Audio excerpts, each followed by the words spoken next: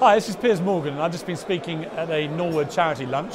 Just to say how proud I am to be involved with this excellent charity. When you watch the videos that Norwood always put on, it reminds you of the really excellent work that they do, not just with young people, but people of all ages who suffer from stuff that most of us don't have to go through. And what Norwood does, I think, through these fundraising events, is get the resource that it needs to really make a difference. And you see the lovely people like Danielle that I've been talking to earlier who appeared in the video.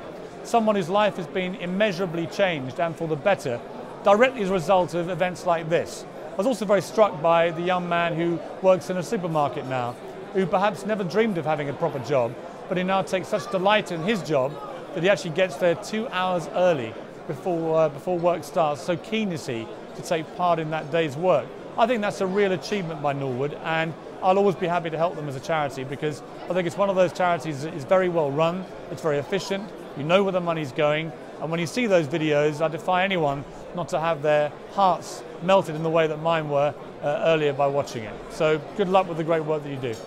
The thing about celebrities is you don't mind if it's based on real talent. I do have a bit of that's why I like the talent shows. I think they do encourage young people in particular to further and go after a talent, whether it's singing, dancing, wood chopping, whatever it is. It encourages people to try and chase a dream and a talent. What I don't like, and I'm sure most people here feel the same, is this kind of proliferation of talentless, Z-list wastrels who just appear on telly for the sake of being on telly. I remember you saying many years ago you wouldn't put celebrities in the Daily Mirror. Well, no, I tried for a couple of years through the Iraq War and after 9/11, when the Mirror won Newspaper of the Year for our coverage. Was that the photograph of... Oh, no, I won't mention that. I don't mind those pictures. In fact, it's very interesting. If anyone wants to throw that to me, if you're following the Baha Musa case, the inquiry, only yesterday we had Jeff Hoon admitting that the behaviour of the Queen's Lancashire Regiment, who were the regiment we accused of abusing Iraqi civilians, had indeed been doing that, and in fact they've been hooding and abusing them without their commanding officer's knowledge. So I'm afraid I stand by what we did. But using a fake photograph, Piers. Well, you say it was fake. I've never seen evidence. I thought you admitted it was fake. No, I haven't admitted anything. Okay. And I'm not going to. And when that regiment gets dragged through the gutter in this inquiry, the public can make their own minds up.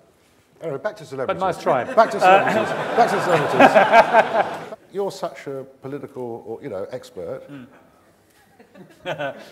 What would you do, mate? What would I do with if what? you were Prime Minister tomorrow?